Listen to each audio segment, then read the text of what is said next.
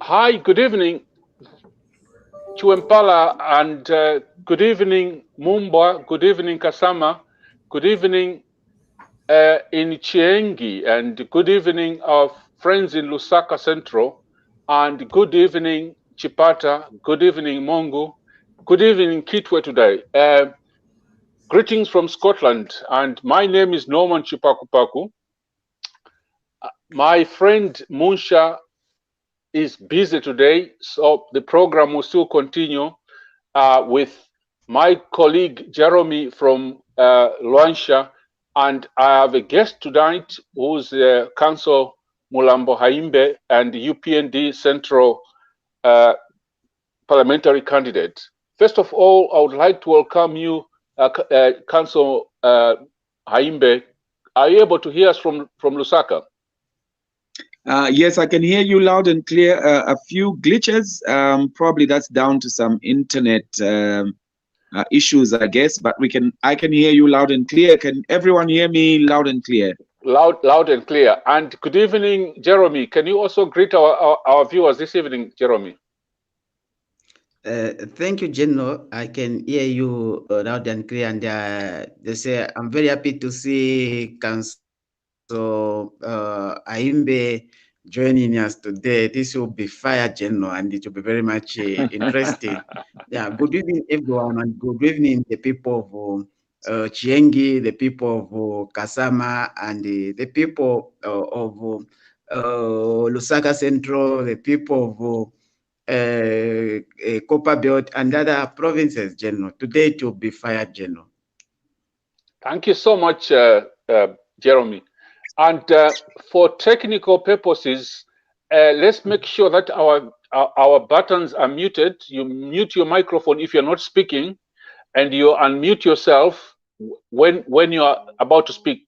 This gives us the chance so that we don't have a sort of an echo coming back. Okay, viewers, good evening. Today is a very, very interesting day, and we don't want to waste time.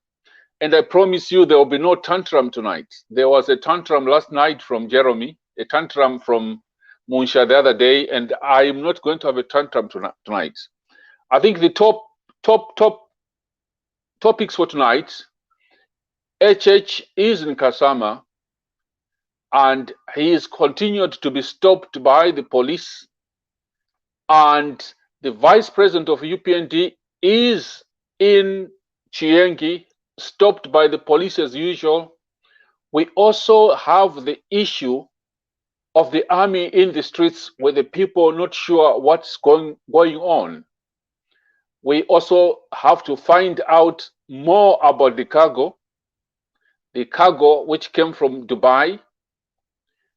We also have the news that the UPND National Youth Center was raided this morning at 3, and 2 people have been arrested, and the police took off with some laptops and some phones.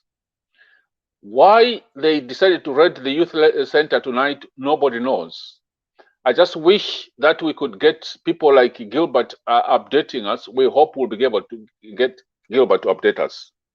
But for tonight, we also have our guest, Council Mulambo Haimbe, who is standing in the central Lusaka Central constituency on behalf of UPND. And so let's go through first the topics for tonight, and then we'll invite Council Haimbe to introduce himself, and then we'll ask him a few questions and also to hear from him about his plans for Lusaka Central. You know, Lusaka Central is one of the big constituencies. It's very, very important, and it's big, right in the center of Lusaka. So let's start with the issue of the north turning red. And Council Haimbe, you can also participate in this discussion before we come to your constituency. Jeremy, I saw the photographs, I saw the videos today. They were celebrating in Kasama. What has happened to the bedroom of GBM and all these people? And one of the funniest videos I've seen today was the video of CK. We call him on this channel, Umwene wa Chisushi. He was sweating, drinking water, you know, because he doesn't believe in what is saying. Rushing, trying to go to Kasama to go and, you know, try and calm down the situation.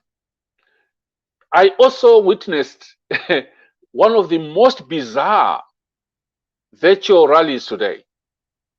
And the lineup was Tutwangulube, it was Bowman overall Lusambo, it was this man from called Kasolo, I don't know whether it's Kasolo, from Solwezi, and probably a humble young man called Christopher Kangombe. The whole topic was nothing but HH, UPND, and I think PF has no agenda. I don't know what you think, Jeremy. It was all HH. HH is a thief. HH is, yeah, it was just sad. Only about 8 days before elections, and PF has there's no manifesto. They're just talking about HH being a thief, HH everything. So did you listen to that rally, virtual rally, Jeremy? What are your views? Jeremy, did you listen to the virtual rally? Go ahead. Yes, I had some few clips. Then I said these people are not talking sense; they are talking rubbish. You see, General, no wonder I keep saying that the only stronghold for PF currently is Southern Province. But even in Southern Province, Kambili has insulted the people of Southern Province. So now, in short, PF has no stronghold, in short, because they were supposed to get more votes from Southern Province, but they couldn't do that because Kambili has insulted the people of Southern Province. You have seen what happened today in Mpulungu, where our president, President Hakainde Hichilema, is in Mpulungu, is in Northern Province, and is getting a huge support from the people there. And you can see what came, what you saw in Mpulungu, Mbala, Kasama. It was about maybe an hour ago, around 19 people are still waiting to meet. And currently for the people of Zambia, we don't have any hope. But people are very poor now. People are failing to manage even basic things because the APF has messed up the economy. And now the only savior whom they have, the only savior the people of Zambia have is Hakainde Hichilema. No wonder when he goes anywhere he goes, people, they will be there waiting for him. Even if he says that he will be in Ndola around midnight, he is going to find a lot of people waiting for him in Ndola at midnight. That's how President Hakainde Hichilema has made himself very much popular and lovable by the people of Zambia. And like what Bowman overall or Bowman MMD diet overall or Chiloshe was saying today, saying that Hakainde is not lovable. No. Hakainde is very much lovable. And the people of Zambia love him and want him to take this country to another level and bring sanity in the way, in the learning of the governance of this country. Today, just like you mentioned on the issue of the virtual rally, I saw or I heard Kangombe talking about the issues of getting KCM, the issues of getting Mupani, and he's saying that Mupani was blackmailing the government. I think that's not true. The government was blackmailing actually the mining sector. PF have been having Chipante policy. They have been, you see, they have not shown any policy stability since the time they took over office, which is very much unfortunately. They are now thinking like the investors are blackmailing them. No, investors are not blackmailing them, but their policy inconsistency has caused this problem which they have found themselves. Today, Kangombe cannot tell us to say they have got KCM, they have got Mupani mine because it was trying to blackmail them. That's something unacceptable, General. The story about Mupani is If we waited for next year, we would have gotten Mupani for free of charge. But currently, we will be paying Mupani about 1.5 billion US dollars. That's the money we'll be paying Mupani. That is too much for a country like Zambia. So Kangombe cannot come and die. Where is a youth like some of us? He's supposed to say the truth as a youth, because most of the people are looking up to him to see if he's reasonable or not. But I can see he's trying to be very much unreasonable. Then there was just nonsense that was coming from Bomani, Lusambo, and into Twangurube. I hope the people of Zambia now can see why the country is in this mess, because we have never had leadership for a longer period of time now. Thank you so much, Jeremy. And I really want to apologize to our viewers that we can't send the link because I can see Dr. Kasonso, Jones Kasonso in the US. He really is very anxious to join. And it looks like I've got Nawa now. Nawa Mubita, where are you? Are you in Kasama? Yes, Uncle Norman, good evening to you. Greetings from Kasama, the very heart of northern Zambia. Greetings to all the guests. No, you've just joined us as we were talking about the north turning red. The north turning red from Mpulungu to Kasama today. Tell us what is happening. First of all, is the president okay? The president is very okay. You would be pleased, your listeners and viewers would be pleased to know that today, for the first time in a long time, we had an incident-free day in terms of interferences and interruptions, which is quite unusual for the way that we travel with the president. It can be quite hectic being with the president and quite stressful because of the attention that the government, unnecessary attention, I think, sometimes that the government through state machinery give him. But today was a beautiful day, from Mumbala to Mpulungu to many other places in between Mpulungu and Kasama, all the way into our triumphant jubilant entry into Kasama. It was really, really good. And the president is okay. He's resting right now, and we are all okay. Thank you so much. The biggest problem we have is we are seeing all this interference by the police.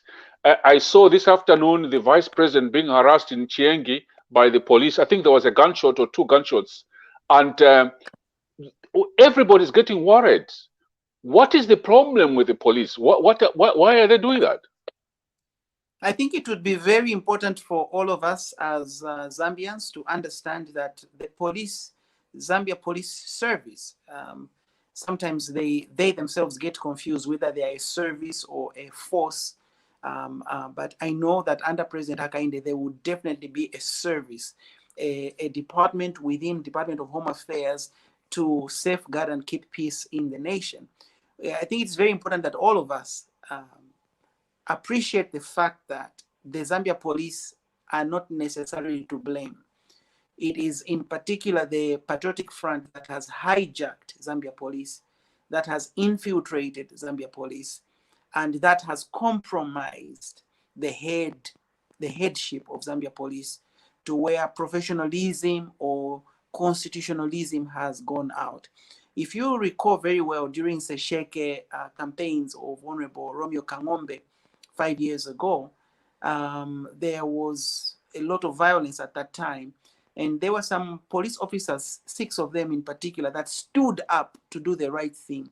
Some of you may recall that those 5-6 officers were dismissed or transferred. In fact, one of them even later on died.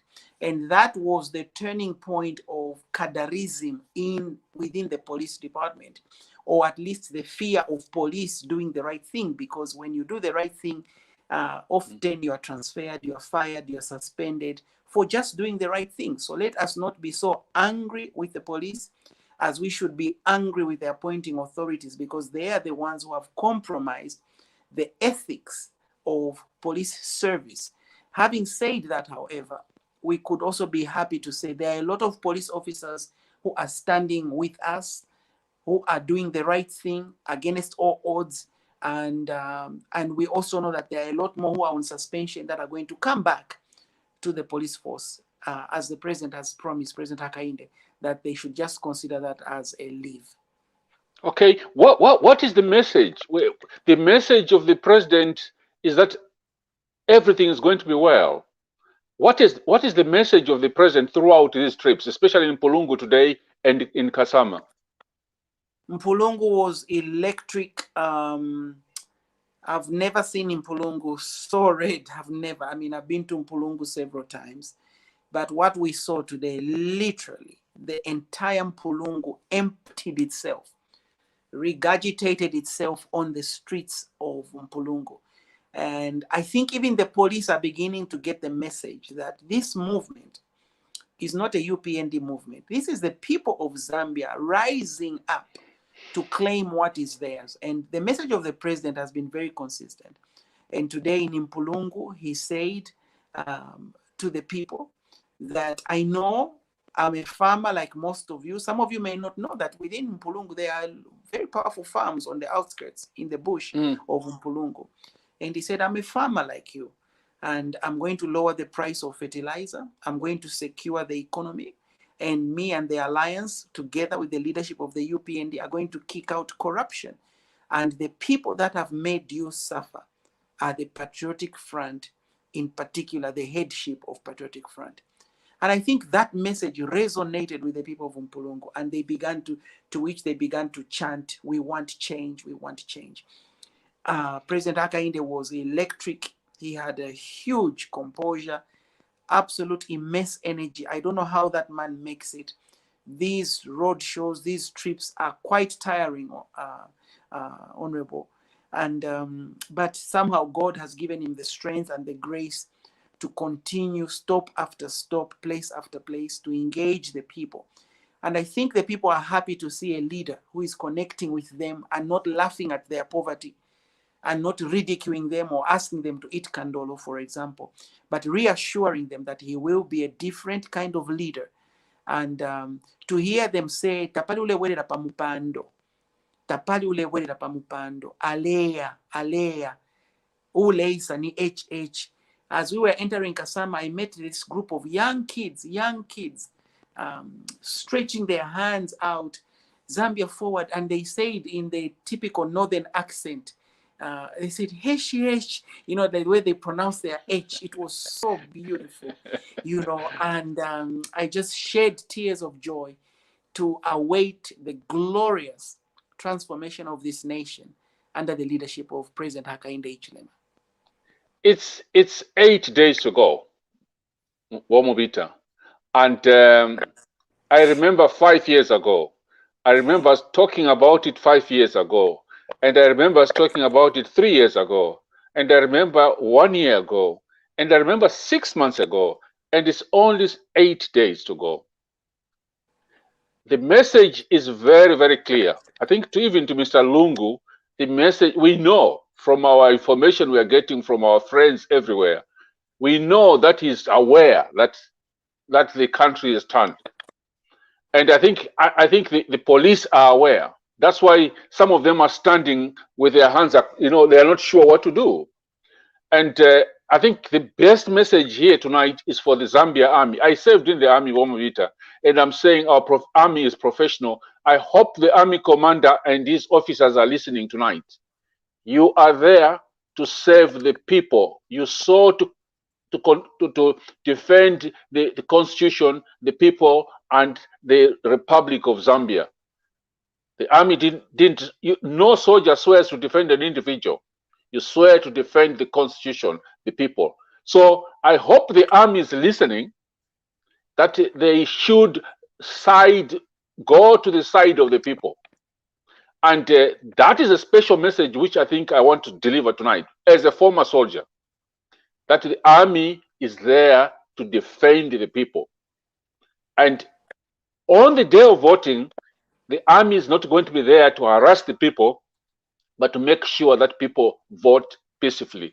So I want to give a chance to Ruth and Jeremy before I ask you a question about, I know you have not been listening to the virtue rally of the PF. Today, somebody called HH a thief. Bomani called HH a thief. And I think I'll ask Mulambo whether it's too late for us to take people like that to court. Because, you know, it's just too much. So over to you, Ruth. I just wanted you to ask if there's any question you want to ask from the from Womubita and any advice. Over to you. Just one or two questions, Ruth. Okay, thank you so much, Uncle. Hi, Mubita. Hi, Hi. hi, Mulambo. Hi, Jeremy. Yeah, I actually wanted to ask about something that happened in Lusaka. I don't know whether you know about it, Uncle Norman. There were some trucks that were seen to be going towards Silver Rest, alleged to have been carrying ballot papers. Do you have any information about that, and how is UPND taking that approach to protect the ballots? Well, the issue of ballot papers being distributed is 7 days to go before elections. There'll be a lot of movements of vehicles, and I think I wouldn't like to sort of bring in rumors which are not confirmed. But I know that this is the time when trucks will move to distribute these ballot papers to every polling station. We have 12,000 polling stations. So vehicles have to be moving. What is important is that our people should be alert. But we should not suspect every vehicle which moves and suspect that it has got fake ballot papers, because that can cause problems for our elections. So I wouldn't confirm that we've heard any stories like that. But our people must keep their eyes open, because between now and the next week on Thursday, anything can happen. Let's be real here. PF is desperate. They're able to do anything. It's possible. But let's not just exaggerate and try and suspect any vehicle. Go ahead, Jeremy. Go ahead, Jeremy. No. ECZ actually they have issued a statement. They have issued a statement saying that ballot papers have started moving. Like today, on the 4th, they have put a list on the district which have collected the ballot papers, and also tomorrow there is another consignment of ballot papers. So if you have seen any tracks, there is not any problem. The ECZ issued a statement to the ballot over suspecting on whatever thing. Ballot papers moving in general, yes, we have started receiving the ballot. Maybe by midnight today, we may receive some ballot papers, and even tomorrow. And people should not again get alarmed to say, how come ballot papers were reaching at midnight? Jeremy, to some places. Jeremy, there's a problem on your on your side, Jeremy. So that your link is not good. Jeremy, your link is not good. Can you go? We can manage to deliver the. Jeremy, there is a problem with the link. I think, can you log off and log in? Can you log off and log in, please? Hello? Can you log out and log in later on, please? Because the line is not very good. Okay, no problem. Thank you. Okay, so Ruth, let's not really exaggerate about these things, but let's tell our people to keep their eyes open. But ECZ has to move these ballot papers everywhere, so that they are in place by Wednesday next week. Every ballot paper must be in these 12,000 polling stations by Wednesday. So it's a huge exercise. It's a huge sort of logistics for these papers to move in. So Bonawa, we are having a problem with Jeremy. Let me hear, before we move on, let me hear if there's anything new coming from the north, what else is coming from the north? As you remember, in the north there are some sworn enemies of UPND. Some of them left UPND and vowed that they would destroy UPND, and it's really a shame to see how tables have turned on against them and against their word. Of course, inspiring to us. We personally, from my personal perspective, I am completely overwhelmed by how the North has turned red. Sometimes politics are like a wedding, you know, there are quarrels within the party, sometimes differences, but like a wedding, it always works out really perfect. And to see members of parliament that are aspiring in Malole, in Lukasha, Kasama Central, coming together and supporting the president, and Kasama, Northern, Mpulungu, it's just so inspiring. I want to add a point that Ruth asked and that you've mentioned, Uncle Chipakpak, that it is very important that as a party, we do not involve the army in our politics and that we do not involve the police in our politics. I think it is very important that we respect those institutions and keep them away from our politics, but also understand, like you said, 12,150 polling stations to move ballot papers for 6.6 million people is quite a logistical challenge. And one of the things we must do is stay away from trouble. You know, there was an incident in 2016 where people were now vandalizing a vehicle that they thought was carrying fake ballot papers, and some people wanted to torch that vehicle. We don't need any of that. No. Remember, on the polling day, there is still a way to protect your vote by making sure that the ballot paper is stamped on the back, making sure that if you make a mistake, you go and get a new ballot paper, making sure that your vote is not soiled, and making sure that we protect the vote all the way until the day of voting. Okay, thank you so much, Mwambita. You are mentioning the people who said they were going to destroy UPND. And when you mention that, I think of GBM. That is his home. He used to call it his bedroom. And I think his daughter is a candidate in the Kasama Central.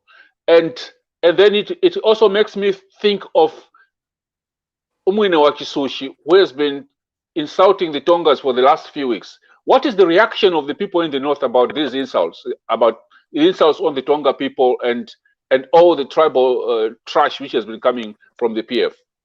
The people in the north have emphatically said, and this is similar to Luapula, by the way, because the north and Luapula are very much similar, though not the same.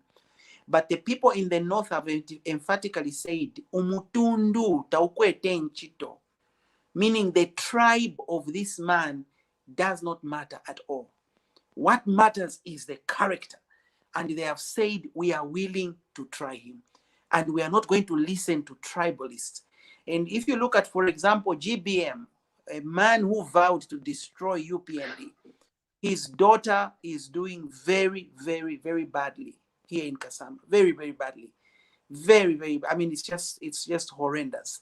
Let's not beat about the bush.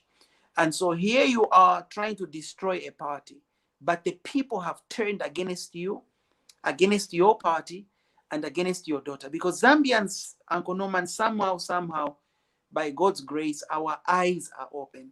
And we can see through the lies of greedy people, selfish people, visionless people.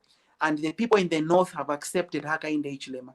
And I want to thank the leadership of the north, the UPND members in the north, and the entire executive of the UPND for doing a fantastic job in ensuring that the north turns red. And those of us that have been to the north before, you know it was never red. It was not even pink. It was just never red. But to see it this red, Uncle Norman, it's a God's grace and a lot of hard work. We have been monitoring the movements of the vice president and the president, and just unbelievable. And for me, I'm just saying thank you so much to our people in the north. Oh, I call those regions the north. I call Mchinga, Northern Province, and Luapula the north. I know they're all different, but I call them the northern regions. It's just gratifying to see our people not listening to this tribalism, not listening to what PF propaganda. There's been a lot of propaganda, especially against the president in the last few weeks. A lot of insults, but I'm glad that the president is not even responding to these insults. And I'm glad that our MPs are just working together. I was seeing the parliamentary candidates in Mpulungu, in the soccer, everybody, working as a team. I think it's gratifying to see that. But the most important thing is to see the president not responding to the insults. I mean, there was a virtual rally today, Bomavita, which they spent, I think, an hour and a half. Nothing else, but it was HH, HH, HH, HH again, UPND, HH and HH more HH, and no other message. Nothing on the economy, nothing on health, nothing. And to hear the president, I know he's monitoring all these things, but he's not even commenting. It's just fantastic. So what is the last message from the North 1 hour, and especially from the president? And if you can please tell him to say, we salute his courage. We salute his courage and his stamina. But there's a message from his supporters all over. Please, Mr. President, use your mask. That's what people are saying. I think today I've got more than 10 messages. What is the last message from the North now? The last message from the North is, don't disappoint the North. Let us not, I think the change Zambia seeks right now should be universal across the whole country. We don't want any province to be left behind. We don't want any constituency to vote wrongly. We don't want, like what happened when UNIP ended, there was one place where they still voted for UNIP. When the MMD ended, there was one place where they still voted for MMD. What we need now is, we should not disappoint the North. We should not disappoint the East, because the East is ours, the North is ours, the West is ours, the South is ours, Central is ours. Lusaka, Honorable Haimbe has already taken, and other great people.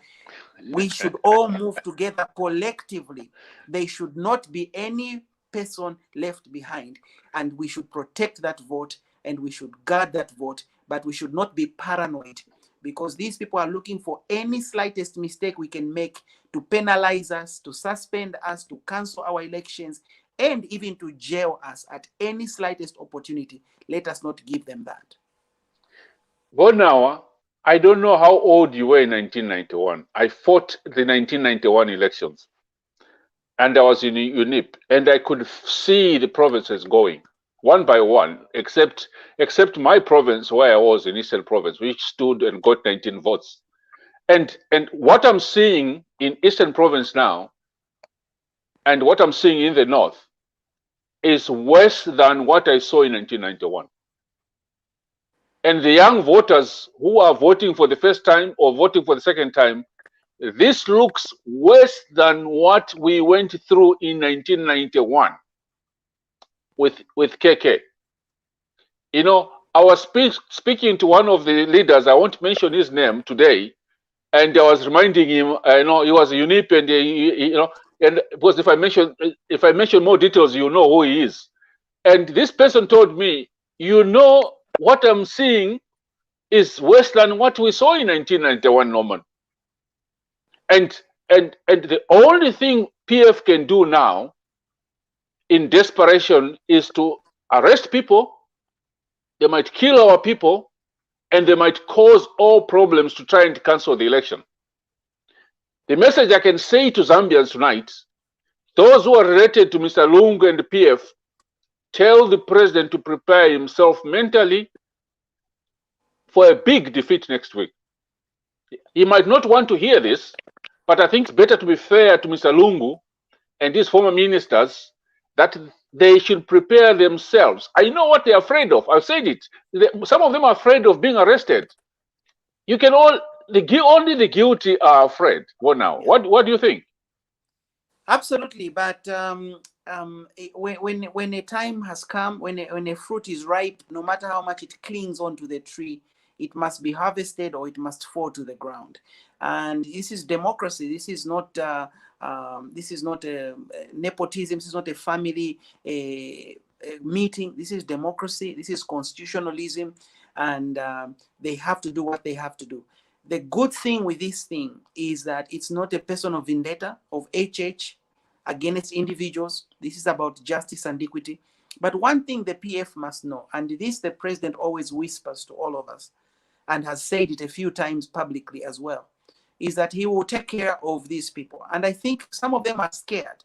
They look at the way they've treated Hakainde Hichilema, and they think that he will treat them with the same kind of hatred and venom. They need to be rest assured that President Hakainde Hichilema is a man of righteousness, justice, and equity, and he will always honor the Constitution and the people of Zambia first, and that is very important. And for that, I just want to thank you also, Bakwetu, for the amazing work you're doing, and all your wonderful guests on a daily basis. We really appreciate and value you. Thank you so much, Bonawa. Please pass our regards and our to the president. Tell him we are praying for him. We are mainly praying for his safety. We are praying for his health, and we are praying that we've got 7 days. Let's finish this job. Tell him, Mr. President, let's finish this job. And we have a big task ahead. It's a big task we have. And I will make sure he has that mask on tomorrow all day long. To be my Please, because I'm getting a lot of messages say, tell him to wear a mask. And I'm saying I've sent this message many times, but please, I've decided to say it publicly now. Please tell him, his people, his supporters are worried about his health. Keep that mask on, Mr. President. Thank you so much, Bonawa, and take care of the president. I don't want to tell us where you are going tomorrow, but wherever you are going, we wish you all the best. Remember, tomorrow is Thursday, 7 days, so the countdown is on. So we hope that tomorrow you'll be updating us at the same time, where you are, what is happening, and please pass our regards to all our candidates as well, because I know all our parliamentary candidates in the north, our mayors and our council chairmen and our councillors, some of them have got in touch with us. They want to get in touch. And tell them, please, we are here to give them chance. If they want to appear tomorrow, the MPs from the north, especially my good friend Patrick Mcheleka, tell him to say he's most welcome anytime. I know he's very, very busy. So thank you so much on behalf of Musha and my brother Jeremy and our viewers. Thank you so much, and keep us updated tomorrow 1 hour. Thank you very much. God bless you. And good night. Thank you so much, our viewers. That was Bonawa Movita from the north, and it's just fantastic to hear an update from the north. And as I said, today in the morning at about 3 o'clock, we had the police raiding the UPND National Center, and we hear that 2 youths from the UPND have been arrested, and we've also got their phones and laptops, windows smashed everywhere. They were not smashed by PF, they were smashed by the police. We actually don't know what the problem was. And I was expecting my colleague,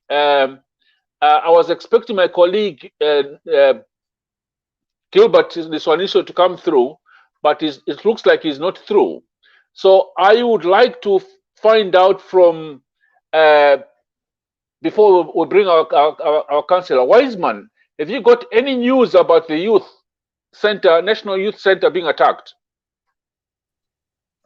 Yeah, I got some information, although I haven't yet confirmed from Liswaniso, but I've seen those videos and just a minute, Wiseman. Ladies and gentlemen, those who are joining us now, can you please make sure that you are muted? And I can see Dr. Jones Kasonso. Welcome, sir. Can you mute yourself? Can you mute yourself, please? Okay, thank you, sir. Thank you. Go ahead, Wiseman. What is the story about the National Center? Yeah, I'm told, according to the information which I have received in the later in the evening, I was told that those police they were sent to go and search if they can find any ammunition and any offensive weapon from our center there. Unfortunately, they find there were nothing, and some of the youths, they were trying to get some videos and recording of what was happening to present it as evidence, and police got their phones and smashed them. And some information coming from there is that most of the police who were there, they are not police people, they are cadres and well-known cadres, but they were wearing police uniforms. So I think I'm yet to confirm some more information from Mr. Riswaniso and the rest of the youth in our team to confirm of what was going on. But that is the little information which I've received. As you know, we only publish information which are well represented from our leaders. Yeah, I spoke to Riswaniso this evening. He confirmed that the National Center, Youth Center, was attacked last night. The windows were broken, everything broken, and laptops taken, phones taken. And I think it's sad. And this idea of saying it's PF youths in police uniform is really, really sad. Now, I will open up this discussion about what you have heard about what is happening in the north. Before, I know that our MP is still waiting, but I'll open this discussion. I'll start with Dr. Jones Kasonso. You've heard from the north. You've been seeing what was happening. And I was seeing you with Roger. I was listening to you with Roger, Dr. Kasonso, discussing and analyzing what you're seeing. In your own view, what do you think is happening in the north? Dr. Jones Kasonso. What is happening in the north is that you have to remember this. The north is the thermometer of Zambia. It tells you ahead of time where the wind will blow in terms of our politics. It was the story in 1991. It was the same story in 2001 and 2011. So what the North is showing is that they have heard the message of the Patriotic Front through the 10 years of their performance. The politicians, the member-speaking politicians who has been going there to do tribalism have also been heard. But unfortunately, after 10 years of Patriotic Front, the people have considered the interaction with their own government and the practices and policies of their own government. And they, like the men of Isaka, I call those men who who became part of the UPND alliance with political parties stemming from these regions, I call them the men of Isaka. The message from the men of Isaka has also been very, very strong to the people in there. Mutati, the Honorable Mutati has been speaking. The Honorable Fuwe has been speaking. I call him Kabafu. For some reason, I improvise improvise some vowels in his abbreviations. So they have also been speaking, and they are sounding as the voice of reason. Yeah. The voice of reason. I was once in Mpulungu and in Ballot doing the voter registration exercise during the Mwanawasa government. You have to be slightly careful with that area, and this is one thing I didn't say on the other show that I wanted to say here. Those constituencies are very rural, and where the president was passing are areas which are slightly urban. Those slightly urban areas, they indicate where generally the vote is going to come from. But those areas are also very precarious in terms of reading because they have adjacent areas, rural areas that are scattered in the farms and the villages. And that is where Mwanawasa got his vote from. So I just need to warn the UPND to be careful for that reason. In the urban places, he was really clearly being beaten. But for some reason, Amasukuyale voted from Mumpanga and my areas and stuff like that. So that's why the people have to be there to get the vote.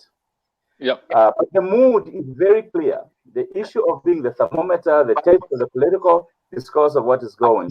The Patriotic Front has been rejected on account of its own failure.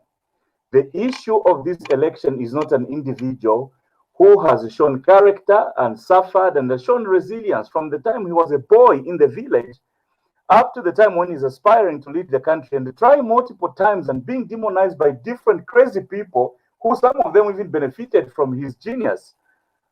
So the issue is not the individual. The issue, we know that the issue is their fear of what will happen to them if Maswa get office. Yeah. But we have to pray for them, we have to prod them, we have to encourage them to love the country more than they love themselves. We warned them 7 years ago that they had no place to do with political power if they didn't have a plan, they didn't have the thought, and they didn't have the character for the whole nation to rally behind. Now, what kind of country have they given us? The economy is on life support. The health services are run down. The nation is in total debt. People can't find food in their own land. Everything good about Zambia is in the hands of the foreigners. We can't live like that, my brothers. We can't. It is time for change, and the people of the North have smelled the camel. Thank you. Thank you so much, Dr. Kasonso. You know, one of the messages which really touched me from the North was a little girl, I think she was 14, 15, who said right in front of a camera, if Mr. Mundubile failed to build a house for his father in the village, Mr. Mundubile, a lawyer, failed to build a house for his father in the village. This man died in a hut, grass-thatched hut. What is Mr. Mundubile going to do for me? That was powerful message. It was just, I said to myself, that was the most powerful message I've heard from the North so far. 14, 15-year-old girl. He failed. This man failed to build a house for his father. Yeah. What can he do for me? No, I think we want change. And that message was powerful. So thank you so much, Dr. Kasonso. You can stay with us because there's still a lot of contribution we need from you. I want somebody who's in Lusaka. Let me go to not Mkelebai. Mkelebai is not in Lusaka. Let me go to Nachisengu. If you're in Lusaka, that is. Go ahead, please. Good evening, everybody. Unfortunately, Norman, I'm not in Lusaka. I'm actually in Canada. Okay, what do you think is happening? What do you think is happening with the North? You know, whatever is happening throughout Zambia, it just tells us that change is here and everybody needs change. The youth in particular need change. You're talking about, you know, like I went to school with Bowman Lusambo. I went to school with Bowman Lusambo. I don't expect, that guy is not even educated, for him to spend time talking about HH, the guy who's so loaded. You know, like, to me, he doesn't even have the respect, neither does he have the audacity to even preach about HH. The one thing that I like about HH, though, he doesn't dwell into any of these negatives. He just goes on to do what he needs to do. He reminds me of Obama. He reminds me of Joe Biden. No matter what bad things these guys are saying about him, he still goes on to enjoy his campaign, and the people are there and happy to see him. So that's my contribution. I follow you all the time. My name is actually Beauty Deegan. I think you've seen me, Jeremy. I think you've seen me, but I just didn't want to. Thank you so much. Thank you. Jeremy, you are the one who produced Umwine wa Chisushi, who has been pushing the tribal card. What do you think is happening to Kambwiri now and GBM? Because he's from Luanshya. What do you think is happening? I saw him sweating this afternoon. What do you people in Luanshya, what do you think is happening to Kambwiri? General Kambwiri, what is happening is very sad, and you can see even from the video that is. Thank you. Jeremy, I think we have got a technical problem here, ladies and gentlemen. There's a delay. Because he's from Russia. What do you think is happening? I saw him sweating this afternoon. What do you people in Russia, what do you think is happening to Kambwiri? Okay, I'm really sorry. There's a technical problem here. It's delay. Anybody where there's a delay here, and I would suggest please keep yourself muted and we've got a technical problem here, ladies and gentlemen. There's a delay. okay, can everybody try and get your videos off until we call you on? Because I think that is what is calling. So Jeremy, go on. What do you think is happening? Yeah, General, those who have their mics on, I think they need to switch off or to put on mute so that at least we can stop receiving the feedback which is happening. Your feedback was coming okay. So there is enough. There is a lot of pressure in Kambwili's blood and his body, and you can see from the video that have gone viral over him complaining to say, no, I've got another 2 hours, whatever thing is running in terms of pressure, because he has seen that the change is there and President Hakainde Hichilema is taking over, and come next week, Thursday, Friday, HH will be in State House, because the people of Zambia, even from the northern side, they have accepted and agreed that yes, Hakainde Hichilema need to be the president. But General, I want maybe if we can give preference to the Honorable Haimbe so that he can give us more information, then we can continue talking. I think so. He has stayed for a longer period of time. Please, no, General, thank you, Jeremy. I wanted him to hear this discussion because I wanted him for him to put fire on his Lusaka Central, because Lusaka Central is very, very important. Ladies and gentlemen, it's our time now to give the chance to Council Mulambo Haimbe, who's standing on the Lusaka Central Constituency for UPND. He's a lawyer, well-respected lawyer in Lusaka, a renowned lawyer as we call him. I don't want to go through his qualifications. This man is known as Anje Njanjenja in Lusaka, because he has made the UPN, the PF candidates and other candidates shake. This man is fearless, and this man, I've listened to his interviews, almost all these interviews. He has got plans for Lusaka Central. Honorable, I need to add one more thing. Go ahead, Onsha. That Honorable Haimbe is going to become a member of our Mwentula Association of Zambia. I knew you were going to say that. Honorable Council Haimbe, the Mwentula Association of Zambia are the people who laugh like Munsha. and Mr. Skazwe. What is his first name again? Why did you have to bring in Freedom Skazwe, please? Freedom Skazwe is your chairman. Let's respect the man. The Mwentula Club of Zambia, the chairman is Freedom Skazwe, who's going to lose terribly. That's why he's following ECL wherever. Now, Honorable Haimbe, General, I must excuse myself again. Yeah. And it's tough, but I am following the discussion, and thank you, General, for holding the fort as we continue. I know we have to do this. And Musha, so, you have to work. We have to work, Musha. I know you're still working, and our viewers understand that. Honorable Haimbe, unmute yourself, sir, and welcome to TV Bakwetu. Thank you very much. I've been following the proceedings of the day very keenly. Quite an interesting discussion, and thank you very much once again for having me. I was supposed to have featured earlier, but of course we've got a lot of running around we're doing. And maybe just as a starting point, in the introduction, General, you did mention a number of things that are of concern to us, which go beyond even just the Lusaka Central situation. I would like to talk about that a little bit with regards to the role of the Zambia Police Service currently, and this role that the Zambia Army seems to have been given with regards to policing the citizenry ahead of the election.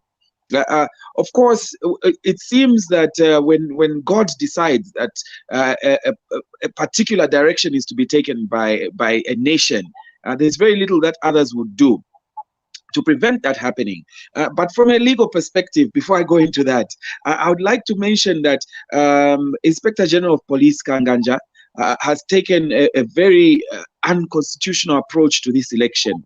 Why do I say this? Not too long ago, the Inspector General of Police was heard giving a decree where he said no distribution of face masks or else whatever would happen. And then the most scary thing was that he goes and says that the police should use force in order to give effect to his decree. And that was purely unconstitutional. And I would like to take this opportunity for those that are watching us from within Zambia to take that as a leaf that the time has come for the PF and those people in those institutions that they have corrupted, if I can use that term, to be shown the door. Because this is a typical example of how a dictatorial regime operates. And this sort of approach to policing the citizenry of Zambia has led to the loss of life. Let's all remember that on the 12th of August, as we go to cast our votes, that it is clearly a situation where those at the helm of the Zambia Police Service have moved away from their constitutional role. They have taken a personal approach to saying they want to help the ruling party to perpetuate its stay in office. And that should be a reason why the electorate themselves should say no to this regime. We must remember that not too long ago in December of last year, we had the unfortunate loss of life of the late Nsama, an innocent person, a prosecutor, and the late Joseph Kaunda in similar circumstances where the Inspector General of Police, the then Minister of Home Affairs, and other pundits went on national platforms and said, we'll break their legs, use force to ensure that these people don't go to show sympathy. What was the outcome?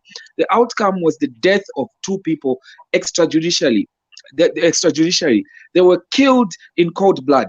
And this is why we should say as Zambians, we don't accept this sort of thing where in order to suppress the rights of citizens, these sort of statements are made. And I would like to also echo what Jerome said earlier, that in fact, and of course, Mr. Now, I believe it was as well, the Zambia Police Service is not all bad. We have bad elements right at the helm in terms of the political appointees. But the rest of the officers, you would want to know, and I think many would agree with me who have been on the ground of late, are showing their professionalism. They're showing that they are loyal to the constitution rather than to an individual. And so we must use these platforms to encourage them. As we go into this election, they should not look at what their superior officers have ordered them to do, especially where it's unlawful. They have a right to disobey unlawful orders. And I repeat this, the law is clear that where an order is unlawful, where it's unconstitutional, the police officers, the men and women in uniform, are entitled to disregard it and instead defend and protect the constitution and the people of Zambia. And this is the appeal I'd like to make on a broad base as we did begin this discussion in view of what you mentioned and in view of what's been going on. Please, officers, men and women in uniform out there, it is you that holds the nation in your hands at this time. And it is for you to do the correct thing, to do the right thing, because we know these orders are against the will of the people of Zambia. We know these orders are against the constitution and must not be followed. Similarly, you have a situation where the army has been deployed in the streets. And that begs the question whether that is lawful in any event, because what we are seeing practically, I was in Ballot just last night, by 18:30, 19 hours, we have literally these people enforcing a curfew. They have stop and search powers, which ought only to be applied in the event that there is a state of emergency, and not in this situation. So, unlawfully, martial law has been declared, really, at the end of the day, and the people of Zambia must say no to those that want to use the military as a means of suppressing their rights and their liberties. That is all that this is about. But as I said, in situations such as these things tend to backfire. And what we are seeing is that now what the men and women in uniform are doing, the military that have been deployed on the streets, they are looking, they are blind to any sort of political approach. They are looking at making sure that you and I out there who are in Zambia are safe in our exploits. So again, I would like to make an appeal to them and to the people out there not to view our men and women from the armed services as being an enemy, as being there to suppress them, but rather to protect. And I'm very, very certain that as they watch this, as we interact with them more, they will realize that the winds of change have blown and that the will of the people has spoken. And it is for them to ensure, the same way that it happened in Malawi, that whilst they are on the street, they do the right thing and protect that electorate and ensure that when we go out to vote, there will be no disruption of our right to vote, because we've heard of these schemes. We are relying on the army out there to use that power that they've been given to make sure they protect the citizenry, protect that vote in Lusaka Central and elsewhere. Councillor Haimbe, you have preempted all my questions because you will serve in the legal committee of UPND, and Yes. I wanted to ask all these questions before, but you have preempted all my questions. I served in the army for 15 years. Yes, sir. When your dad was still Air Force commander. Yes, sir. I fought the battles in Rhodesia and all these places when your dad was Air Force commander. And the army swears to defend the people and the Constitution. That's what your dad sought to do. Our viewers, there is a technical problem here. Just give me. Can you just continue, Councillor Haimbe, to tell us about your constitution? I mean your constituency, because I've got a technical blackout here. Just for a minute, I'll sort it out. Go ahead and tell us more about your constituency. Thank you very much. Thank you very much. Thank you very much, General. So yes, I had wanted to preface my discussion from a general general point of view, talking about the current happenings in the country, and of course Lusaka Central is no exception. But let me also move now to take the opportunity I've been given. I'll quickly introduce myself for perhaps those viewers who may not know me. I'm Mulambo Haimbe, and as mentioned earlier in the introduction, also known as Anjenja. That's my political name for obvious reasons, because we have made Lusaka shake. We have made Lusaka Central know that there is a solid choice, that there is a strong leader that is coming in place. And of course, I've spoken on national platforms on various matters in terms of the Bill 10, in terms of eligibility, and many, many other matters. And I believe that in my own little way, I've been able to add value to our nation, to provide checks and balances, and perhaps in that way also to offer a degree of hope in the incoming UPND government, whether or not I'm actually a member of that government in terms of cabinet. That doesn't matter. What matters is that we have people that are able to speak the truth, and I believe I'm one of those. I'm a legal practitioner by profession. I've been practicing law for the last 20 years. I'm in private practice. I am a resident of Lusaka Central. And the call to politics comes from a very, very long way back in terms of my being from a political family, if I may call that. My late father served this country. And these are the ethos that I bring to the table in terms of having been taught that you must have loyalty to your country. You must want to give back when you have the opportunity. And that is where the call to service has come from. But more importantly, I think for the last decade or so, we have seen a situation in this country where it keeps declining. The standards that we are used to are falling away very quickly.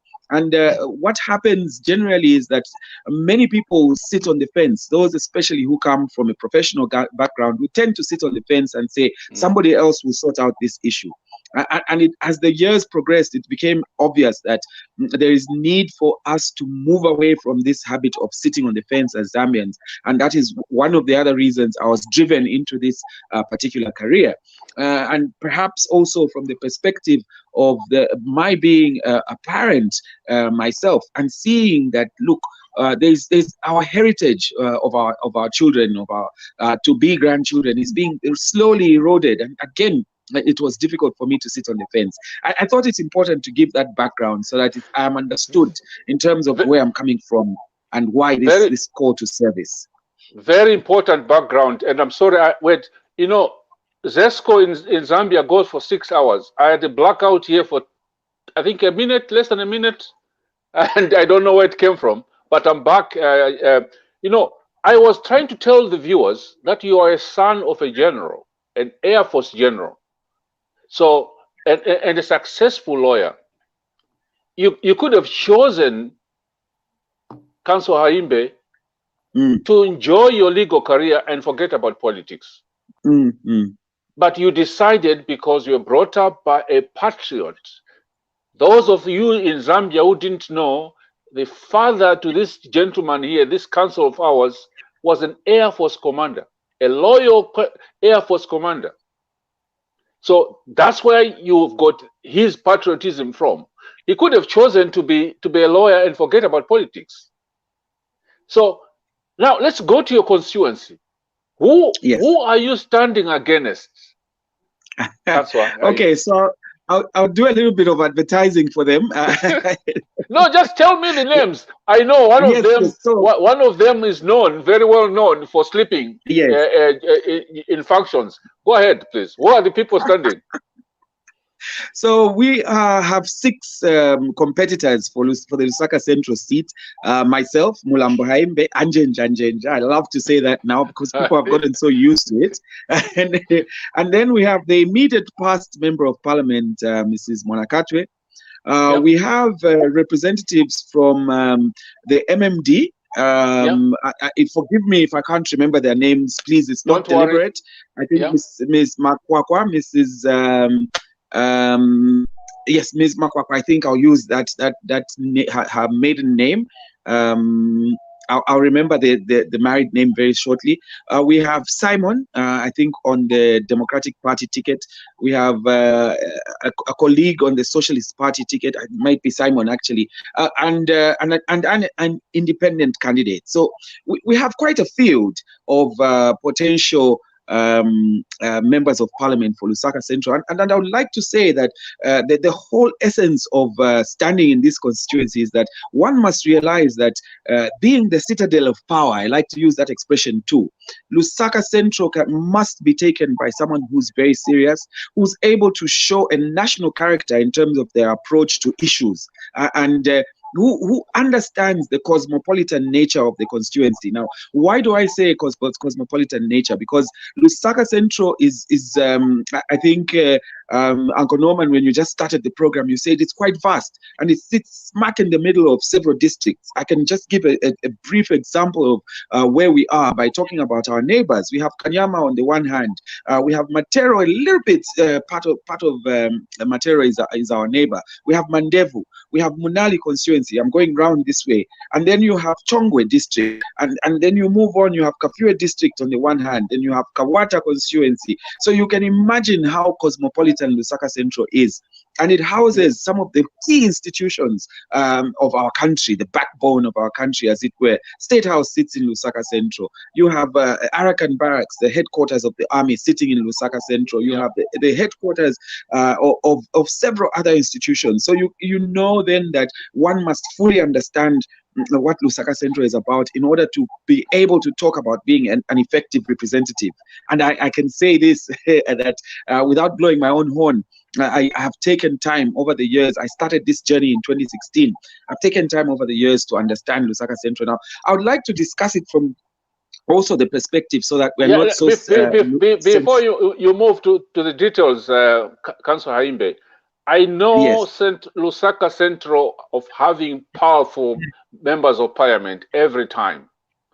Yes. Deepak Patel was one of them. Guy Scott.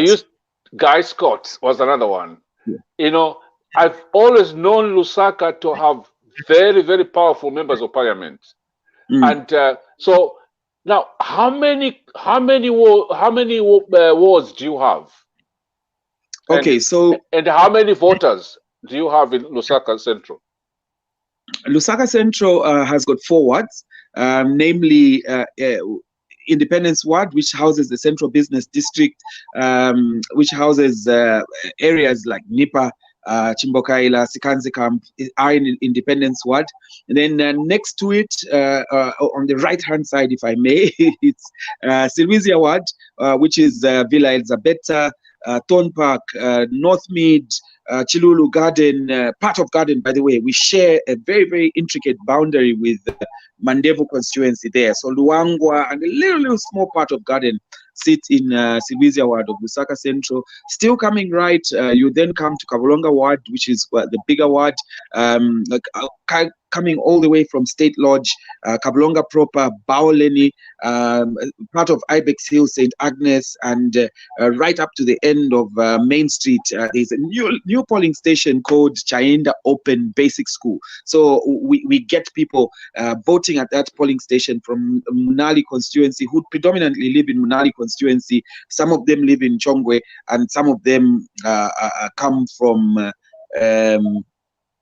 within Lusaka Central. So we share in that area. And then finally we have Luwa Ward, where we have our President H lives in the New Kasama area there. We border with Kafue district there, and then we come down this way and border with so that is Woodlands, Woodlands Main, Woodlands Extension, Nyumbayanga, UTH. Those areas are in Luba Ward, and we border with Kawata constituency. So that gives you a broad picture of Lusaka Central. And in terms of the population per capita, we're talking about an estimation of about 500,000 people that are in the constituency. And in terms of registered voters, we have 116 polling districts now.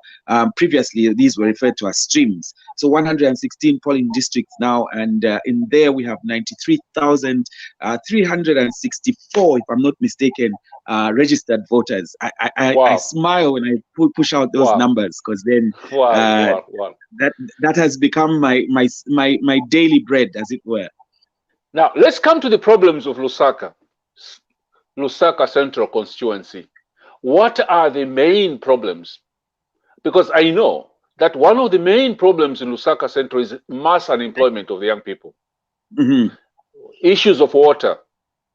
Yes. So what are the issues which you have identified, and how do you want to tackle those issues? Okay, so I had begun by saying that rather than taking a purely Lusaka-centric approach to this discussion, I would like to first take an umbrella approach and talk about the issues that affect all Zambians, and then we'll trickle down to Lusaka Central. And one of the key things that one will realize when they look at Lusaka Central is that we have a good number of retirees there, whose well-being is just like any other retiree in the country is at stake, because they have not been paid their dues. They've worked, they've retired, but they can't be paid their dues. We have this as a perennial problem in the country as a whole, and Lusaka Central is no exception. We also have a good number of civil servants that live and work in Lusaka Central in terms of their daily lives. And again, when you talk about the plight of the civil servant, it's a story to do with the country and the way it's being managed now. Talk about debt that they are forced to live by because their remuneration is not sufficient. You talk about the recent so-called salary increments of 8%, as it was said, which translates to somewhere like 200 kwacha. It can't buy you more than 3 loaves of bread over a period of time. You talk about the question of housing. It's a challenge for those of the people who are serving this country. And specifically, I would like to refer to our people that are sitting in, oh my goodness, that are sitting in I have a technical challenge now. Okay. Okay, no, we just do one understand. second, I'll be coming back. I hope you can still see me. Yes, we can. And Go I'm ahead, still please. audible. Yes, so yes, you are. that is the bigger picture. And so in terms of the main challenges that we have, you've quite rightly pointed out that we have challenges with water and sanitation. And that is one of the biggest problems that we have in Lusaka Central. And let me just wrap it up by saying that the main challenges relate to the social well-being, the social welfare of the residents, the citizens that reside in Lusaka Central. And one thing that I like to say all the time is that the first approach to sorting out a problem is understanding it in the first place. If you don't know what the problem is, there's no way.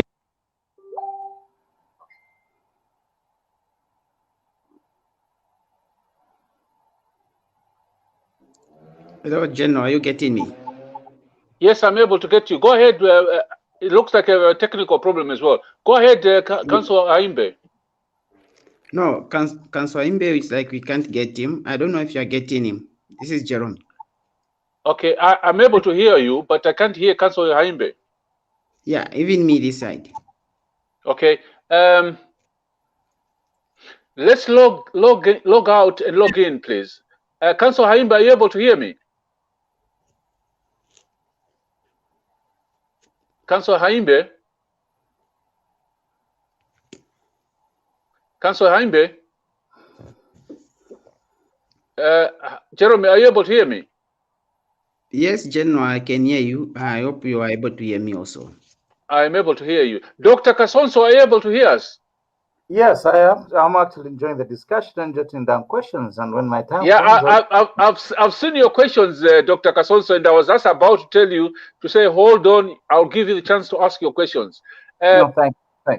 Councillor Haimbe, I would suggest that you log out and log in again, please. Maybe he's not hearing us. Oh, yeah, he's back. I think. Okay, am I back? Are you able to hear us? Okay. Yes, I can hear you. Councillor Haimbe, I had asked you a question and said these are the problems. I wanted to hear your solutions because I want to give my colleagues some chance to ask you some questions as well. Go ahead, please. I'll run through the solutions very quickly. So I talked about some of the major challenges, water, sanitation, and so on and so forth. One of them being also solid waste management. So in terms of water and sanitation, I think each of the approaches that I have taken is specific to each ward. For example, in Kablonga ward, the bigger community that is affected by the water situation is that sits in Bawuleni, in the Bawuleni township area. And what I've said is that, look, this place is adjacent to the Zambia Air Force secure area there. And there's plenty of water sitting in that virgin land because it's part of Forest 27. And so one of my plans is to say, let's put commercial boreholes in that place, pump out the water so that we can pipe it into the community and put huge storage tanks so that we have a permanent solution to the water challenge in Bawuleni. Another challenge that you see in that particular area, which covers also State Lodge and partly Nyumbayanga, which is in Luwa Ward, is that we don't have a major medical facility. So what happens is the people in that area who can't afford private facilities have to either trek to UTH or to Chilenje Level 1 Hospital in order to get service. So I'm saying that to sort out some of these challenges we shouldn't be having in the 21st century, I would like to have identified a piece of land, which is where the current ZNBC twin palm transmitters sit, as long as go as 2010, when Lieutenant General Ronish Kapwasha was Minister of Information. He made a ministerial statement in Parliament where he said that the towers are obsolete. With digitalization of ZNBC, the signal that is sent by those shortwave transmitters can be sent to the satellite and then sent back terrestrially and repeated by FM stations. So the idea is that land can be used more effectively. It's a huge piece of land, 400 meters by 600 meters, in an area where we have basically no free land, and we can put there a level 1 hospital, and the plan is to do that. Of course, the funding for that can easily be obtained in an environment where the international community can come into play, where they are sure that we have integrity now in the country, and it leads back to us having change. So we want to put in there social amenities, as I said, the level 1 hospital, a police post. We want to put there a secondary school. There is no effective secondary school in that area. We want to put a primary school as well. We want to leave, for me, I believe the churches are a key part of any administration of an area where people live and work and operate from. So we want to leave part of that as a theological center. Very importantly, we would want to leave a bit of that land for use for recreation facilities, and that will help sort out our youth challenges.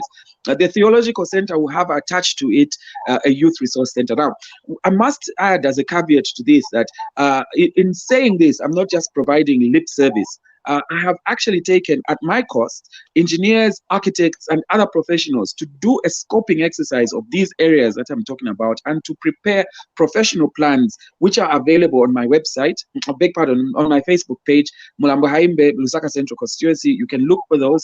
They are actually solid plans that have been put down in writing and drawn up by professionals. And the idea of doing this is to be able to offer the people of Lusaka Central a social contract, because when you have something in writing, you can be held accountable, and this is one of the reasons why I say I'm probably a solid choice for the constituency. Okay, so how would that project be funded? By central government or private investment? I would rather that it is funded by different finance models. Of course, we are alive to the fact that, for example, the water reticulation project is one that many international organizations would want to partner in achieving, for the simple reason that it is one of the SDGs that the world has said we want to aspire for. And I have done my research. I've looked at a number of people that can actually step in and help to fund these projects. The only challenge that we have now in the present dispensation is that the country is looked at with a little bit of perhaps a questioning eye, because people wonder if they invest in this country, will the funds be used properly given our current reputation in terms of corruption and so on and so forth. So it must follow that with putting in place a prudent government, a discerning government, then you would be able to attract more interest in the sort of projects that have a human interest. So part of it is to look for grant aid. And this has been done before. JICA has moved into these particular communities before in the past and provided these facilities. It's not something that's rocket science. Similarly, with the hospital and school infrastructure, I am aware and alive to the fact that in the new dispensation, in the next 7 days, our priority would not necessarily be to go for expensive infrastructural projects. So we have to think outside the box, and that is my idea, that we look for alternate sources of finance. And in these models where there is a possible public-private partnership arrangement, that needs to be looked at. And it's something that, again, is not rocket science. It's not reinventing the wheel. You can see, for example, where the University of Zambia sits, there is a partnership between Graduate Limited and the University of Zambia, where they've entered into this arrangement, which is beneficial to both the developer and the community at the end of the day. So I would like to look at these things from that perspective, rather than necessarily saying we'll look at the central government to fund these. And that is my thinking. Thank you very much, Councillor Haimbe. We have got 10 minutes to go, and I would love to give. I would love to give my colleagues. We have given you actually more time. We normally don't do that. But we wanted to apologize because we've been inconveniencing you for 3 days now. Now, I want to start with Dr. Jones Kasonso. You've got 2 minutes, sir, to ask your questions to Councillor Haimbe. Over to you, Dr. Kasonso. Thank you, Councillor. It's a pleasure to meet you on this platform. I have enjoyed reading about your work and your contributions both to the country and the party. And I'm so pleased to have you here. It's a pleasure to meet you too. Thank you very, very much. I've heard numerous good things about you as well. No, I'm just a naughty guy who speaks the truth. So, but I have a number of questions. You don't have to follow them in my order. And I'm just wanting to make sure that we generate more information from you as much as you can address the constituents. Before I ask the questions, because my 2 minutes, I know I can ask them in less than half a minute. I would just say that I like what I'm hearing from you guys on terms of the relationship that we should have between the police and the soldiers. Yeah, and you are speaking correctly, so that at least within the competition model, you are not knocked out by any illegalities. It's like you have to be strong and courageous, but you also have to abide by the law. So I respect that. But there is something that we can say on your behalf. To remind you that in Uganda, when the president launched the soldiers and the police on there, they were not there to protect the interest of the youths and the other opposition leaders. They were vehicles or certain instruments within those institutions to propagate the continuity of the Museveni government. Nalanda mu kibembe ekitundu ky'abamaayo bakapukana n'amasoja ku Uganda ebaleepoonona abantu n'okusakula abayuthi and trying to push the Mugabe agenda. So I wouldn't like you guys to be very naive about that. I want you to know that we've had elections since 1991, even under Kaunda. About to supervise the elections, they must soldier. So don't be naive about that. But the way to put the fear of the Lord in those elements, bad elements within the good elements of the army and the police, if any, is to actually come out en masse. Let the people of Zambia come out in large numbers to cast the vote and to change the regime. And that will put the fear of the Lord in the soldiers to act together with the people. Now, my questions. That was a comment, Doctor. Now I need a brief question because I still have Jeremy, I still have Wiseman. Go ahead, please. Questions, you gave me 2 minutes, sir. I've only done 1 minute so far. Go ahead. O'clock. What are the main political issues concerning the candidates you're standing with? The main political issues. We know that the regular issue we do is, hey, I'm coming to fix the broken boreholes. I'm coming to help. But some people are living in nicer homes. They have nothing to do with broken boreholes. So what are the other main political issues of the constituency in Lusaka, which is supposed to be a cosmopolitan place, probably the best equipped infrastructure in the country? And what attributes of your person that you can compare to the previous successful MPs of the same area? If you are Dipat Patel, if you are Guy Scott, if you are pushing at you,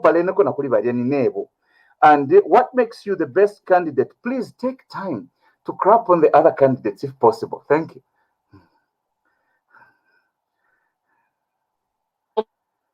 Thank you. Shall I answer immediately?